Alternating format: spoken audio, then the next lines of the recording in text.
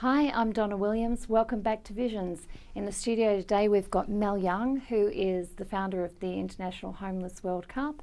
We've got over on the end here Alan, who's one of the athletes in the World Cup. And next to him we've got Louis from Manchester United, who is coaching the team here. Pardon? Coaching the England team. Coaching the England team. How have you found it being in Australia and the Australians, playing against the Australians? We've not played the Australians yet, but we've met the Australians because they invited us down to their street project, which is fantastic, run by George. Yeah, were they a good crowd?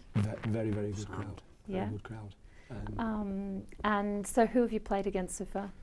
We played Sweden yesterday, which was How'd you come off? It's not about winning, but we did win.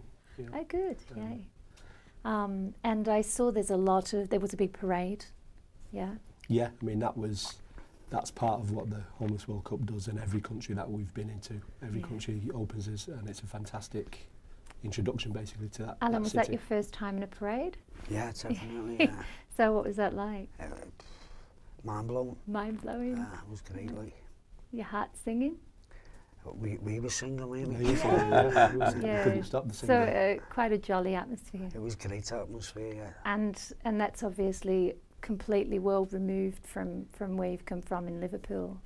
I'm not saying that great things don't happen in Liverpool, but your life before being an athlete, I mean, those are really quite worlds apart, aren't they? They are worlds apart, yeah. But when you go back, you're still going to have some of that bavon. And will you be passing on your skills to other people back there?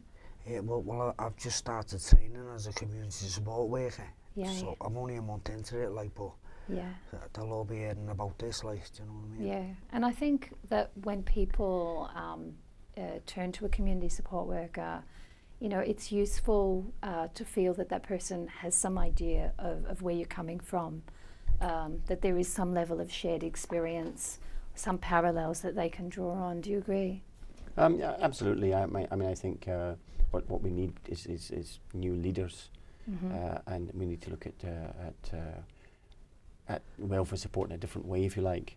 And I think that we've seen actually in the World Cup a number of teams, some of the players now becoming coaches, and so it's that peer group leadership and the fact you have success, and you can have that within the community rather than kind of being done down to, as it were. Yeah. And I think that that people describe what's happening in the World Cup as a kind of extended family, and in a sense that's what it is, and it's us growing each other and supporting one another, and then training people up in the wider community.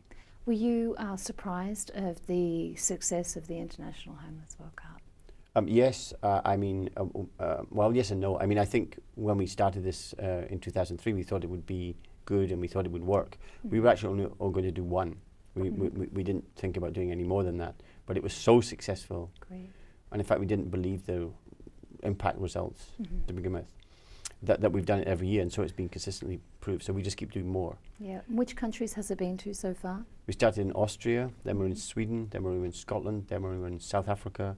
Last year we were in Denmark, now Melbourne, next year we're in Milan. Yeah, how do you choose what country these things go to? Nowadays, countries and cities bid for it.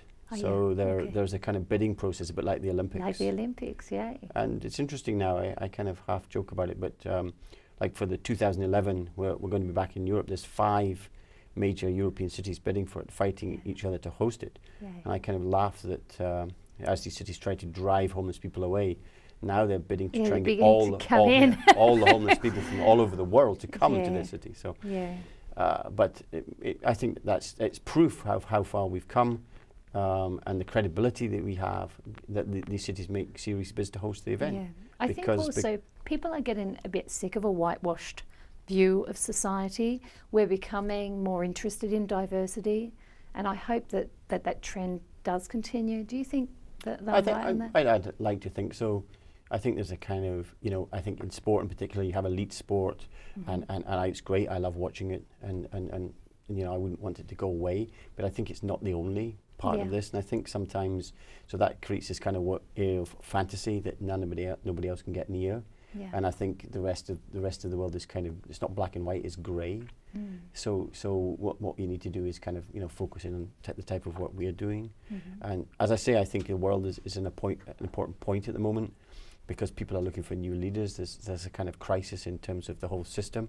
Yeah. And I personally don't think that's surprising. So people are looking for new ways forward. So there's a lot of attention. Yeah, that's one of the things that people often think, that homeless people are something apart that couldn't happen to them. But we're actually seeing a really global economic downturn, and this is perhaps a good example that it really is something that can happen to all kinds of people for all kinds of reasons. Absolutely. Yeah. I mean, if you look at the USA, for example, which is the richest country in the world, 3 million people on the streets. And a lot of them have degrees. Yeah. A lot of them had successful business. In Russia, I met a nuclear physicist who was homeless. Yeah. So it can happen to anybody. And so, Alan, you've met a lot of people, homeless people, from very different backgrounds to yours? From all walks of life. Like you said, homelessness can happen to anyone at any time, like, do you know what I mean? And so you're all guys, but we're also talking about women? Yeah, there's loads of women on the streets out there.